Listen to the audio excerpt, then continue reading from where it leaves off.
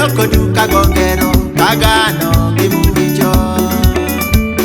Nyasachu Musa neno kelo chike ewi got Sinai, nene ochiko kwerewa kowacho rituru chikena. Nounjo ga chikuru itu uwinjo gima wacha biro wuoyo kodu kagongero kagano gimuwinjo. Nyasachu Musa neno kelo chike ewi got Sinai, nene ochiko kwerewa kowacho rituru chikena. Rituru chike Nyasaye maokola, maokola, maonge gimala, makoro buche Jehova maokola, maokola, maonge namala. Nyasachi Saka neno timo honi madongo gimatindo jo Israel, neno wake twech Farao neno ywa.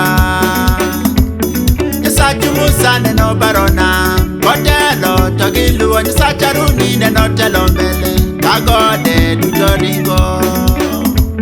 Nyasachi Saka neno timo honi madongo gimatindo jo Israel, neno wake twech Farao neno ywa. Nyasachu Musa neno barona kotelo to giluwo. Nyasach Haruni neno telo mbele kagode duto ringo.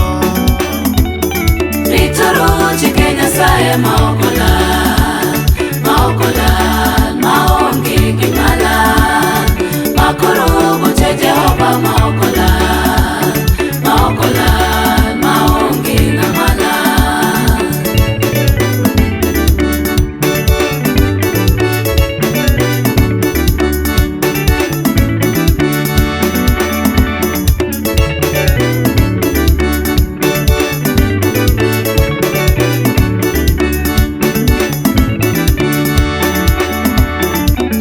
Miriam neno kelo pi kamol kaka nam soko madongo, neno wuoke gode ipako ruodh ngima.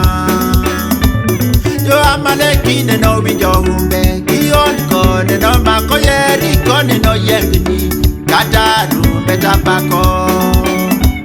Nyasach Miriam neno kelo pi kamol kaka nam soko madongo, neno wuoke gode ipako ruodh ngima.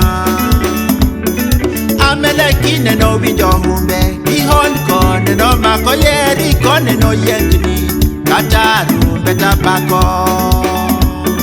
Rituru chike Nyasaye maokola, maokola, maonge gimala, makoro buche Jehova maokola.